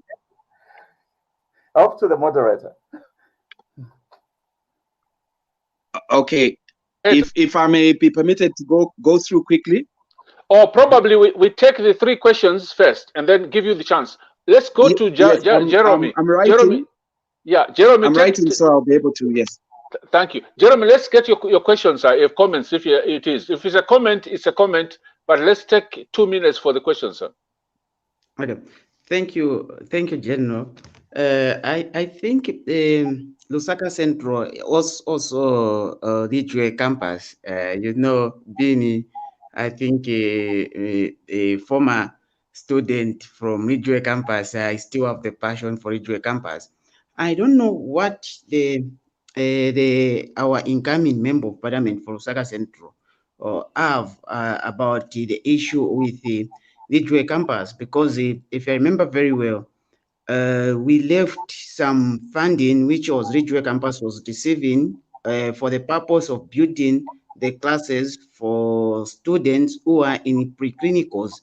That was they were getting money from the Norwegian government, which was about 700,000 euros per 6 months to build the classes, but I've never seen the classes. And I don't know if you also take time to check, especially on the accommodation for the students who are still there at Ridgeway campus, because most of the students there, they have nowhere in terms of accommodation where to stay. Well, the buildings that construction that are happening there, they have been like stand for a longer period of time without being completed. What plans do you have for such infrastructure for the students? And don't forget, these are registered voters and they are voting there. Thank you. Thank you so much, Jeremy. Wiseman, a question, sir, for Councillor Haimbe Wanjenja, candidate for Lusaka Central. Thank you very much, Jenlo. Good evening, Comrade Haimbe. It's my pleasure to meet you. on this platform. As we have been talking always on radio and on the phone calls, it's good that we can able to see each other on this platform. My questions, number one, you've been a lawyer, Comrade Haimbe. Why do you still want to follow the instructions of an IG? From me, being a layman, I understand that an IG was given 6 months on from the president, and that 6 months ended on 30th June. To me, is not an IG. To me, is sitting there without authority. You as a lawyer, what measures have you put in place to make sure that we shouldn't go to the election with an illegal IG, and why should you follow instruction from such a person?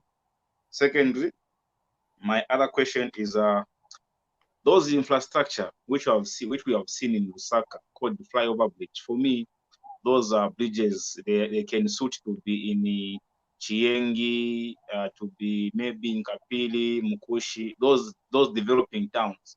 Those bridges, they are not suitable for Lusaka being a capital city. For me, I think it is just a distraction.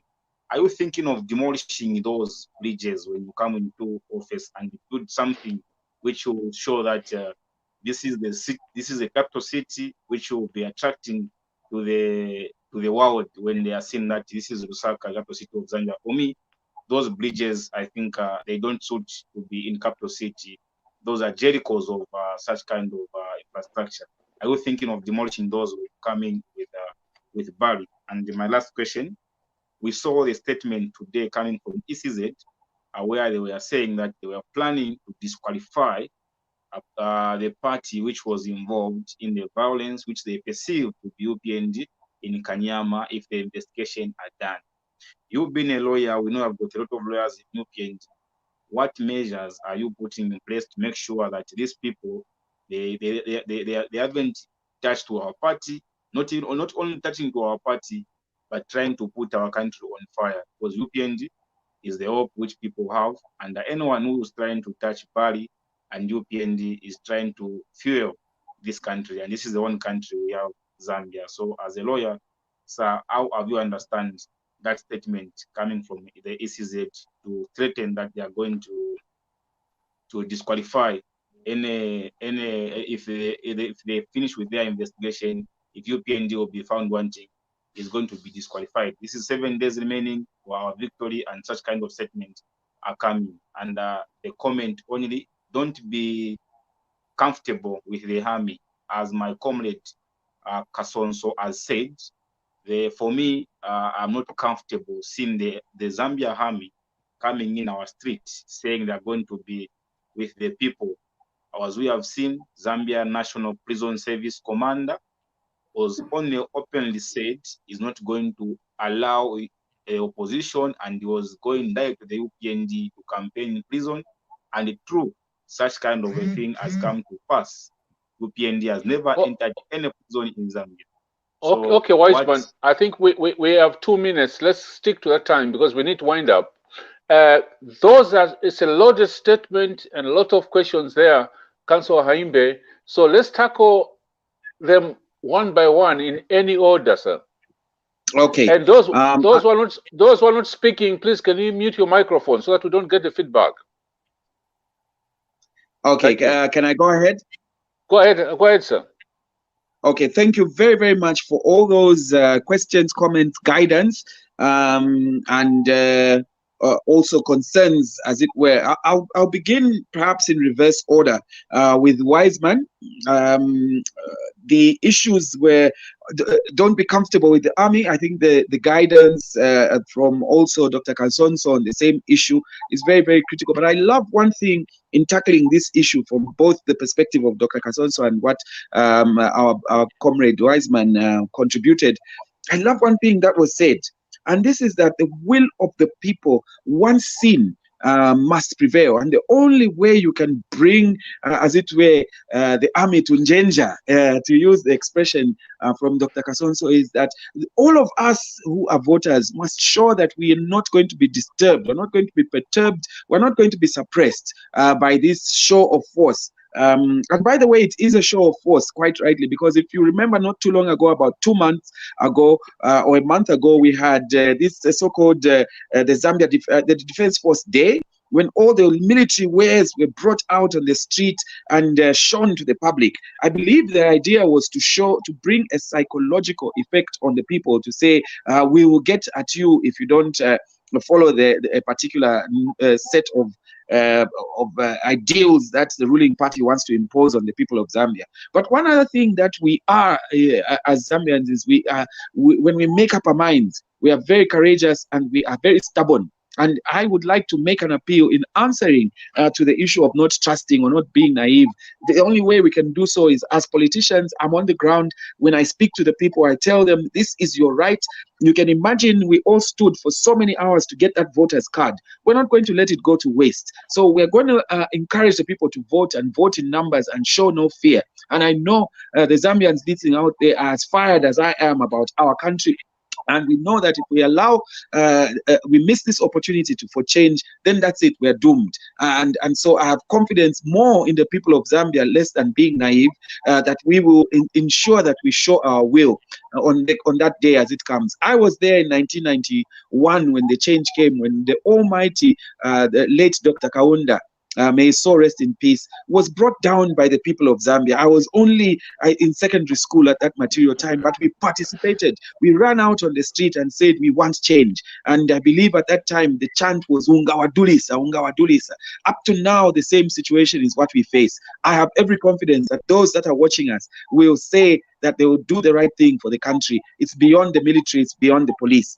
I know I've taken a bit of time on that, but I think I'm also very passionate about that particular aspect of our citizenry and protecting our rights. The ECZ planning to disqualify the ruling, but I'm already calling us the ruling party. It's only 6 days to go. So, yes, it is a complete misnomer. And again, I must say that the ECZ has shown in the way it's operating of late that it's another wing of the Patriotic Front Party. It's not showing the independence and impartiality that is supposed to show under the Constitution. But I think taking a more technical approach, there is nothing in the law that allows the ECZ to be the judge, the jury, and the executioner, as it wants to be in this case. The rules of natural justice are clear. There has to be a separate investigation to identify the people that have, first of all, caused the so-called infringements so as to warrant the proposed disqualification.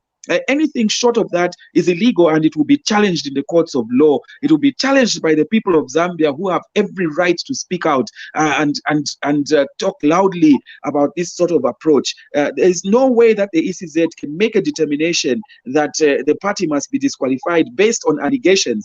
These things need to be proved, and they need to be proved not by the Zambia Police Service, because it is not a deciding entity on its own. The role of this police service is to investigate these so-called allegations, and based on those investigations, a court of competent jurisdiction is supposed to determine the guilty parties. Only then can we talk about any steps being taken by the ECZ against the individuals who are found wanting. So it's a far cry for the ECZ to even talk about disqualification. It is wrong, it's unlawful, and it will not be allowed to swing. So rest assured out there that we are on our toes as the legal committee, and we're not going to let this pass.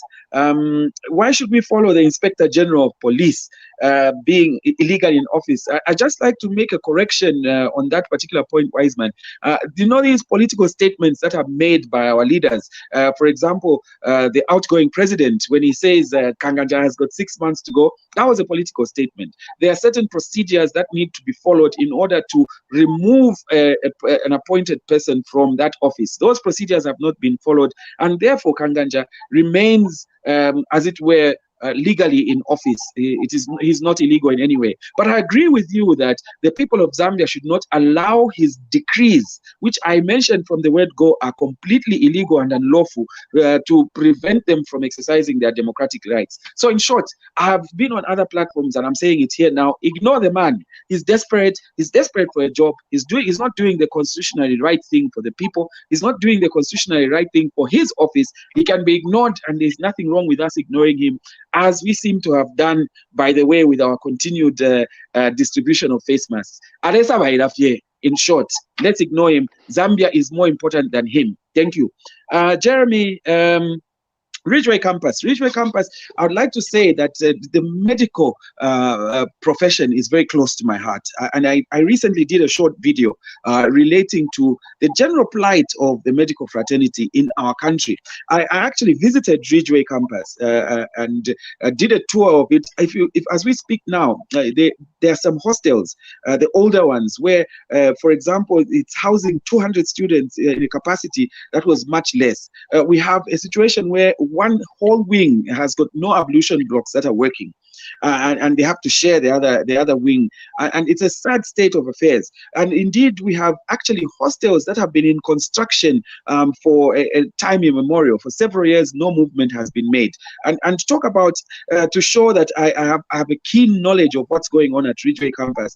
If you go now, the dissection room is too small in terms of capacity, because we have students coming from Rockview University, students coming from other medical institutions that come to do their practicals there, and the DR is the same old dissection room like that we've had over the years. Clearly, there needs to be an expansion program.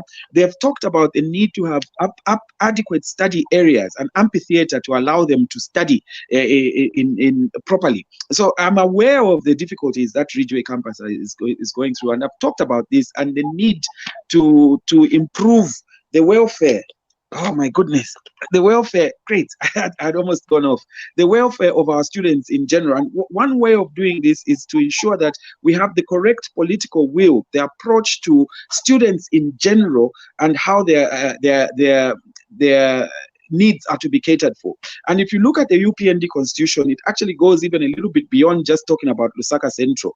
I have a number of institutions, by the way, in Lusaka Central that face the same plight. Aside from Ridgeway Campus, you have NIPA, you have Evelyn Horn College, you have other institutions that have challenges with accommodation, challenges with student welfare, and so on and so forth. And the approach that UPND has taken is that we are saying in our manifestos that we want to prioritize education as one of the key sectors, which will require prioritization. And I believe when we take that perspective, my role as a member of parliament will be to ensure that I lobby correctly for those institutions to be put in the national plan for addressing. And by understanding what the key challenges are in those institutions, then I'll be able to effectively represent my constituents. And that is one of my key deliverables from day one once elected into office. I hope that answers your question. Also, you talked about, I think I've covered the main issues. Please correct me if I'm wrong. I'll come back to my notes, but let me also address the other concerns raised by Dr. Kasonso. I think the question, and I would like to slow down and take a deep breath at this point, was what makes me different from the other candidates? And I think the nature of my campaign in itself shows that I'm head and shoulders above everybody else. To start with, from day one, I have taken the approach of saying we must have an issue-based campaign. The temptation has been there for me to talk about the personal the personalities of my colleagues, the challenges that they may have on a personal perspective, and maybe to focus and zoom in on their particular failures if we talk about the immediate past. But I would rather not do that. I think we need to start today and 6 days from now, as it were, to change the way we do our politics in this country.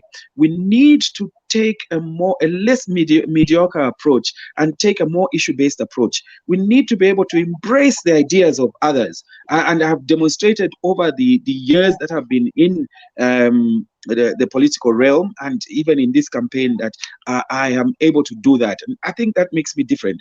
Also, another aspect that makes me different is that predominantly the other candidates have not been able to show what they are able to bring to the table. Of course, barring the former Minister of Justice, Minister of Finance, beg pardon, who has had the political limelight. But speaking generally, addressing of national issues from the perspective of the will of the people of Zambia, the downtrodden, has put me, I think, in pole position to represent those very same people at a different level. And again, that makes me different from the other candidates. But more importantly is the fact that I have said I'm putting my neck on the line by putting written plans, properly researched plans, in terms of the ideas that I have to improve the welfare of the people of Lusaka Central in writing. I have a social contract which I am willing to say, hold me accountable in a year's time, 2 years' time, in 5 years' time, if I want to seek re-election. The people of Lusaka Central will have a paper on which to say, you made these promises, rather than the lip service that everybody else is given. You've made these promises, you engaged professionals to say that you would do this. What have you done towards achieving that? And I think, again, that makes me completely different and makes me and adds to my personal attributes. I think that was the other question that Dr. Kasonso asked. What are the personal attributes? If you compare yourself, especially to the former greats who've represented people in the constituency, Deepak Patel. One of the things that Deepak Patel has had, and I do also confer and consult with him, by the way, as well as with others who have been there before, is that he has a real passion. He continues to have a real passion. In fact, very recently, he sued the government over the procurement of public debt on the question as to whether or not that debt was procured in accordance with the Constitution. I represented him together with Gia Madaika and other counsel in that case, by the way, in the Constitutional Court. So I have a close understanding of what his ethos are. And one of the things that he has is a passion to do the right thing. And I believe with that kind of passion, with that kind of approach, and an understanding of what the needs of the people you are representing are, you are on the right track. And that is what I also have.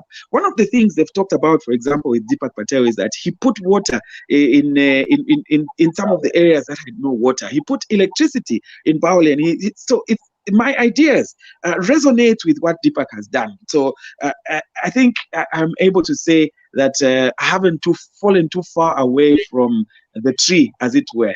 I can see the moderator is trying to stop me. I'm on fire right now. Yeah, we've been going on for 1 hour and 45 minutes. We normally usually wrap up in 1 hour and 30 minutes. 2 last questions before I give you the chance to appeal to Zambians in the diaspora, Zambians all over Zambia, to help you campaign. 8 days left. The biggest problem at the moment is mass unemployment of our young people.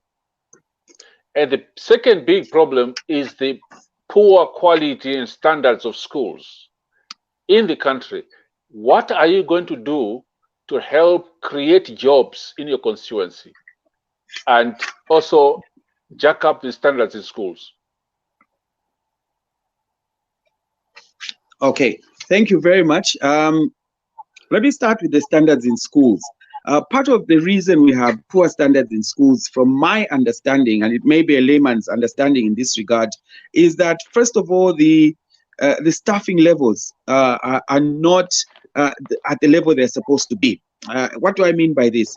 I have just yesterday was having a conversation with a person who's trained as a teacher, and is sitting in and these 2 questions therefore come together in one, and is sitting doing nothing in the community. He has not been employed. He has sent his papers across, and the Teaching Service Commission is not engaging them.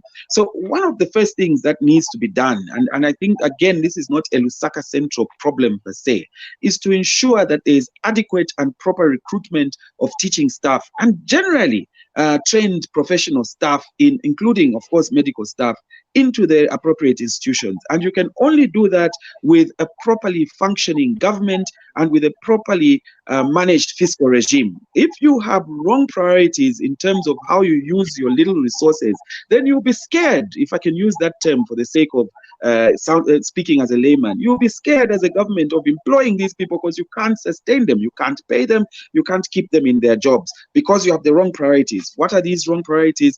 For 48 houses, fire trucks being bought at $1 million, and so on and so forth, leakages in resources that can be better placed with the appropriate institutions and with the proper use of those resources. So the very first thing is to contribute by way of being a leader with integrity in the management and operation of the affairs of the country. What do I mean by this? As a parliamentarian, I would have possibly two roles, as a backbencher or as a front bencher. Either way, if I am sitting as a front bencher, then I would effectively be able to contribute to the decisions that cabinet makes in relation to addressing challenges of employment and, of course, the standards of schools that you've mentioned. So in cabinet, I would have to be an effective contributor, which I believe I am. Speak fearlessly and speak the truth and speak objectively, speak with integrity. The same applies if I'm a backbencher, much easier, in fact, because I'll be able to take the direct issues that are raised by the constituents and not be bound by collective responsibility. I would really cherish the moment when I'm able to speak openly in Parliament and address these particular issues and contribute to legislation to ensure that there is a set criteria by which people are put in employment insofar as public resources are concerned, and the set criteria by which the recruitment model is done. So that, I believe, would be my contribution.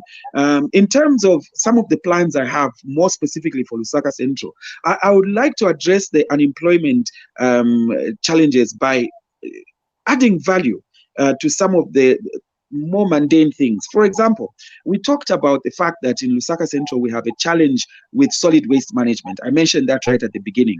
Right now, solid waste management is governed by a piece of legislation called the Solid Waste Regulation and Management Act, or I believe something of that nature, of 2018. I have it. If you look through that act, you find that there is nothing in there that talks about an end-to-end process for recycling. Now, recycling, as we all know, is probably one of the value chains that you can bring into management of waste. Why must we be taking solid waste into landfills in this day and age? It doesn't make logical sense. It doesn't make environmental sense. One of the things I would like to do for Lusaka Central, and indeed generally for Lusaka, is to advocate for the enhancement of that 2018 Act so that we have an end-to-end management process for waste management. What do I mean by this? It means that you must put in there a framework for the aggregation of waste, the collection of waste, and require us as citizens to at least put waste in certain receptacles. I think this is not a strange concept outside of this country.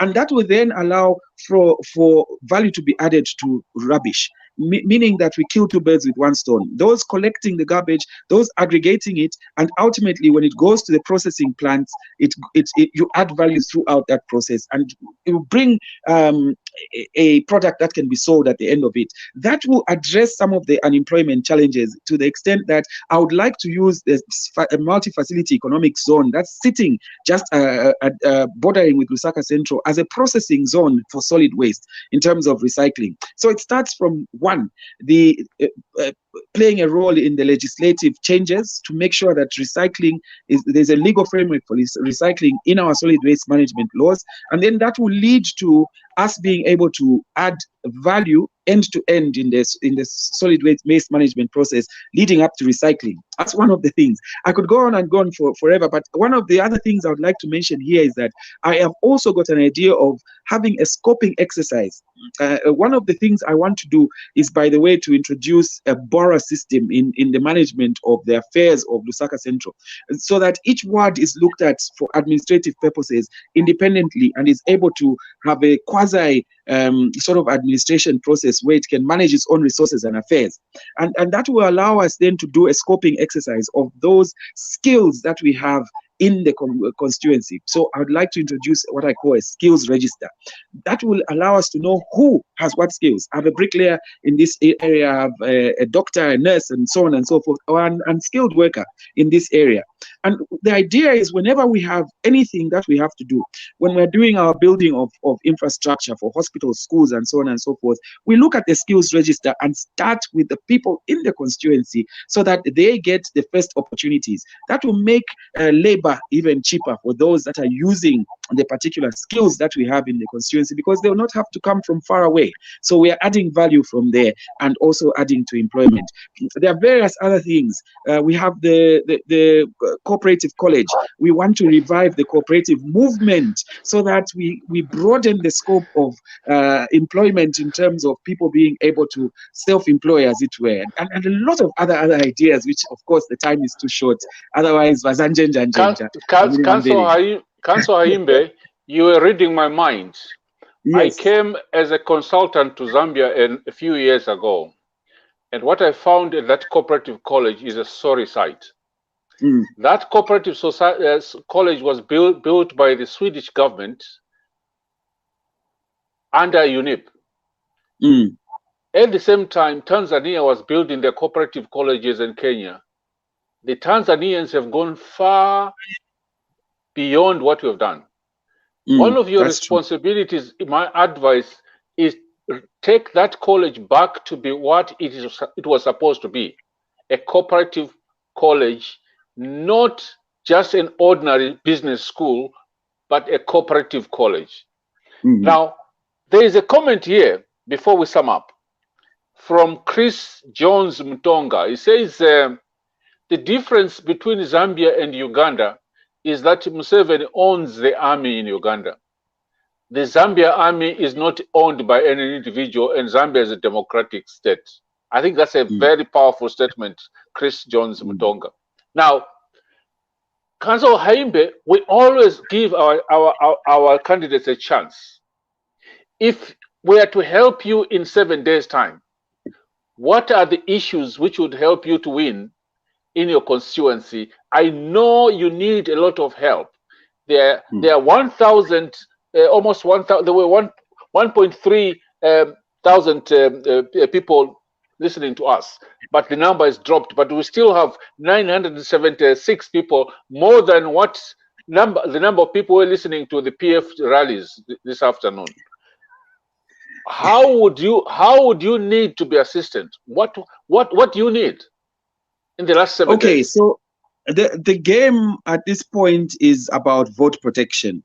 And I would like to be unselfish and use this platform to talk about Lusaka generally. All of us candidates need this assistance. And the assistance is of a very mundane nature, if I may call it that.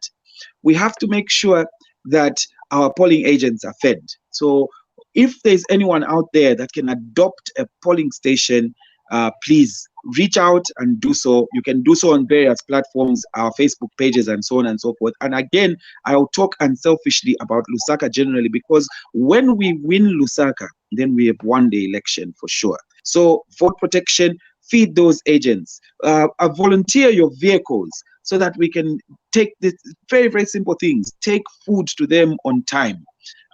Volunteer your what you can in terms of enabling us to provide those meals to those agents, and that would be my biggest cry at this moment, because that is where the biggest leakage is. Excuse me. And those that are able to, there's still time.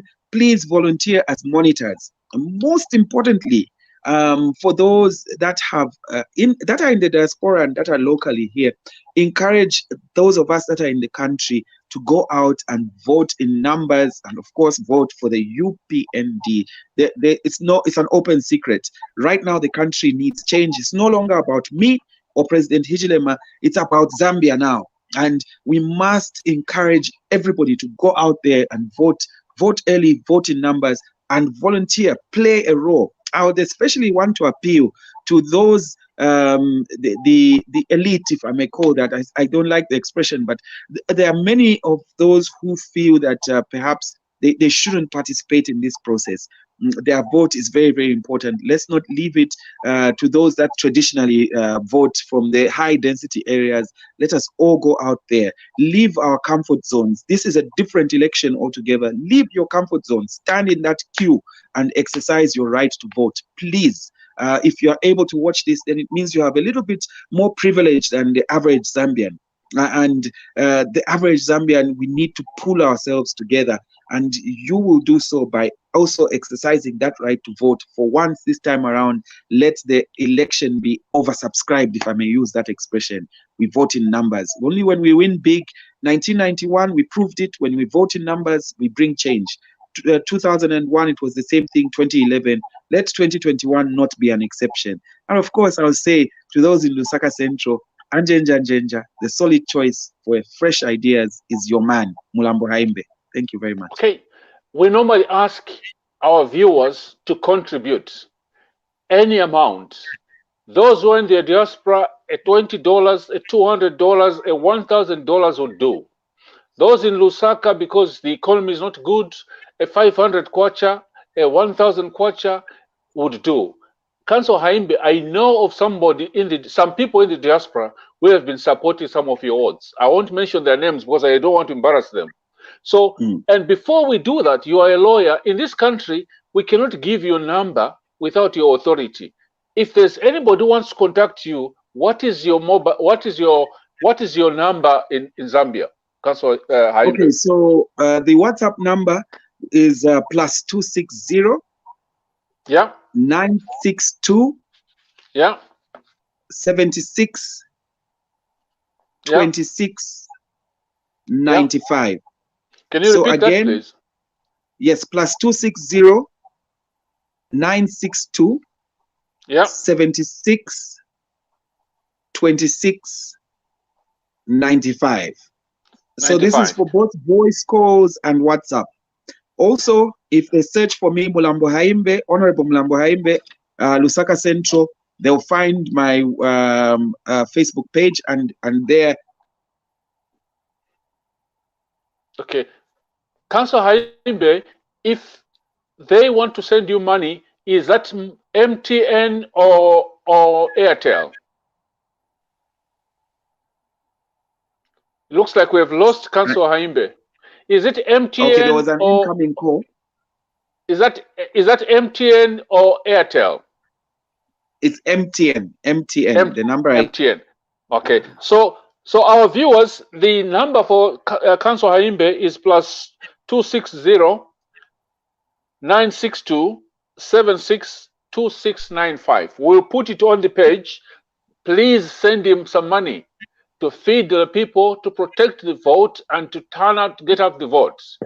If you've got a vehicle in Lusaka Central which will help you to ferry some of the people going to vote, please get in touch with Council Haimbe. Council Haimbe, I would like to thank you. I would like to thank you for taking the time today, and I would like to thank Dr. Kasonso, to thank my colleague Jeremy. But before I go, Jeremy is my co-host today. Jeremy, do you have the last words today, sir? General, I think in the time, I think I have no way to say, but at least let's all keep the fire burning and make sure that we vote in large numbers next week, Thursday. We need a church in State House, or else there will be no Zambia. Thank you so much, Jeremy. To our viewers, Zambia needs change. We are very, very aware of what is happening in the north. I think Mubita told us, the vice president is showing us, but it's not only in the north. There's change everywhere. The eastern province is showing change. Lusaka Central, Njenja has put it for Lusaka Central. It's very, very important that Zambians, we cooperate and make sure that we work with the army, we work with the good people in the police who want to protect our democracy. Not every policeman is a bad one. We have a few bad ones. We have also a very few bad ones in the police, but doesn't mean so that everybody is bad. In the army, my appeal to the army, I served in that army. I served in that army, and to the Air Force National Service. Please remember that you are protecting the people of Zambia and our country. And you are supposed to be loyal to the people of Zambia and not to the party, not to an individual, not to a club, but to the Zambian people. I thank you so much for watching us tonight. And wherever you are, please remember that COVID is still real. Keep safe. Make sure that when you go and vote next week, go early. Go early, take your mask with you. Take your voter card, take your registration card. Make sure that when you get in, you go voting, go in groups so that you are not attacked. Make sure that when you go in to vote, you'll be given 4 4 ballot papers. One for the president, the second one for one Njenja, the third one for your mayor or council chairman, the fourth one is for your councillor. Make sure that those 4 ballot papers are stamped on the back. And you make sure that they are stamped, all of them. And when you mark your ballot paper, make sure you look for the hand, the kwanja, the palm. On the right-hand side, there will be a box there. Mark in the box.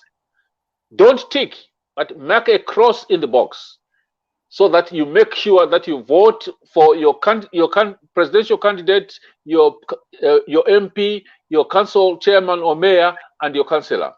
In the Northern Province, don't listen to what PF is telling you, that you should tick on HH and then put a cross on the board. Don't listen to that. So once again, ladies and gentlemen, our viewers, especially to people like Dr. Kasonso, he has been on programs today, the whole day. I've been watching him on another program. We thank you so much, sir. We thank you so much, Wiseman, for always supporting us. And I know Musha is very, very busy. We deliberately had to take enough time today because we were trying to take advantage of Council Haimbe, because he's also a lawyer, is in the legal team. Some of the questions had to be answered tonight. I want to thank you on behalf of my co-host Munsha, who's busy at work, and Jeremy in Luansha. We'll see you tomorrow at the same time. We hope to bring you 2 more candidates tomorrow. And for now, it's goodbye from Scotland, and hope to see you tomorrow. And may God continue to bless our country. And for me, may God continue to bless our president, incoming president, HH. And good night from Scotland.